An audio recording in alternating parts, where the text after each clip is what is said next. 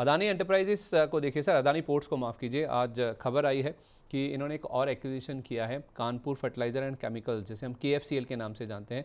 1500 करोड़ रुपए की रकम में ये एक्विजिशन करने जा रहे हैं और JP एसोसिएट्स का जो रेजोल्यूशन प्लान था उसी के तहत ही ये जो एक्विजिशन है वो कंपनी की ओर से किया गया है। अब इस डील से होगा क्या?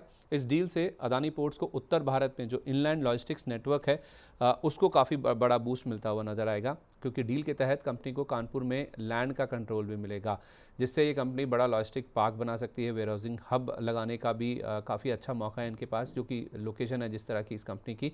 अब हुआ क्या है कि JFIL उसकी स्टेप डाउन सब्सिडरी कंपनी है KFCL, जिसको इन्होंने एक्वायर किया है। स्टेप डाउन सब्सिडरी मतलब जो सब्सिडरी कंपनी है JFIL की, उसकी आगे सब्सिडरी कंपनी जिसको हम स्टेप डाउन सब्सिडरी कहते हैं। तो उस हिसाब से JFL के पास अगर आप देखेंगे तो कानपुर में करीब 243 एकड़ का इंडस्ट्रियल और कमर्शियल लैंड पार्सल है, जिसका इस्तेमाल अब अदानी पोर्ट्स कर सकता है अपना बड़ा एक्सपेंशन करने के लिए।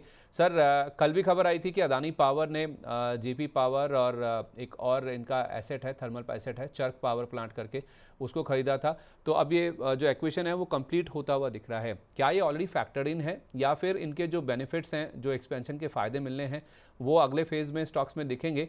तो आपने पहले भी सर पिछली बार बोला था 2 स्टॉक्स आपने बताए थे पूरे ग्रुप में आपको पसंद है, तो आप उसी के साथ स्टिक कर रहे हैं अभी भी? जी बिल्कुल संदीप जी। देखिए, अदानी पावर और अदानी पोर्ट्स में बिल्कुल स्टिक कर रहे हैं। और यहाँ पर जो प्राइस एक्शन देखेंगे, अदानी पावर अदानी पोर्ट का अगर आप बात करेंगे संदीप जी, 1800 के टारगेट थे, अचीव हो चुके थे। अब जब यहाँ पर स्टॉक कंसोलिडेशन कर रहा है और वीकली चार्ट्स पर थोड़ा सा स्ट्रेच्ड है अपने 24 EMA से, तो यहाँ पर एक टाइम वाइज करेक्शन आ सकता है, या फिर प्राइस वाइज अगर करेक्शन आता है तो 1650 का लास्ट जोन था, वहाँ से स्टॉक ने एक ब्रेकआउट किया था, तो वहाँ पर एक बार रिटेस्ट करने जा सकता है। 1650 से लेकर 1680 would be ideal zone to accumulate, वहाँ पर आप एक्यूमुलेट कर सकते हैं with the stop loss of 1640।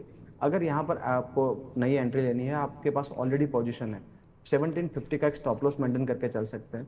जैसे ही स्टॉक 1800 1810 के ऊपर स्टेबलाइज करने शुरू करता है, यहाँ पर एक बड़ा एक अप मूव आ सकता है करीबन 1850 से लेकर 1900 का। तो दो तरीके से पोजिशनिंग है, आपके पास ऑलरेडी है तो 1750 का एक स्टॉप लॉस मेंटेन करिए।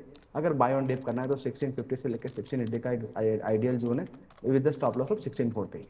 1640, ओके। जो अगर आप डिप्स पे लेते हैं अदानी पोर्ट 1650 से 1680 की रेंज में, उस केस में आपका जो स्टॉप लॉस होगा वो 1640 रुपये का हो जाएगा और 1850 से 1900 रुपये के आपके टारगेट है। और अगर आपके पास पहले से पोजीशन है, आप उसे होल्ड कर रहे हैं, तो उस केस में आपका जो स्टॉप लॉस है वो 1750 का होगा। तो अदानी पोर्ट्स के लेवल्स हो गए सर। अदानी पावर के भी लेवल्स शेयर कर दीजिए एक बार।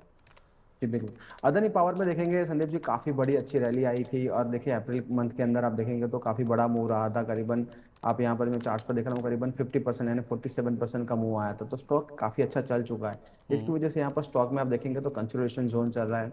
अपना जो 24 EMA डेली का करीबन 208 वहाँ पर होल्ड करके यहाँ पर एक रेंज में है, करीबन 225 से लेकर 230 से नीचे के जोन में 208 तक, तो काफ़ी बड़ी रेंज है 17-18 पॉइंट की।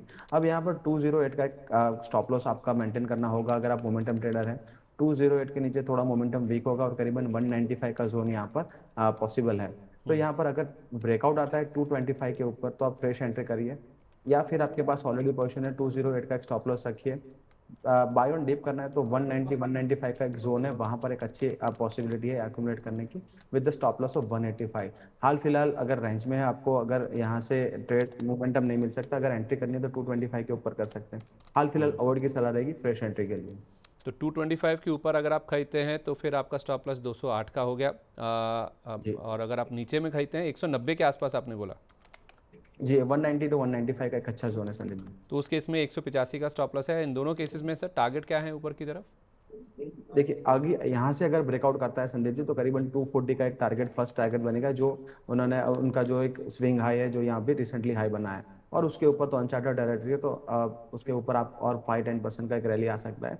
195 से अगर जो यहाँ से स्टॉक रिवर्सल करता है तो जो अपना 52 EMA डेली का, और वहाँ से 225 से लेकर 230 और फिर 240 के टारगेट आ सकते हैं। और वैसे ही जो अनचार्टेड टेरिटरी में फिर स्टॉक काफ़ी अच्छे कमाल करते हैं, बट एक कंसोलिडेशन या करेक्शन होने के बाद अगर स्टॉक मूव करता है तो स्ट्रेंथ ज़्यादा होती है।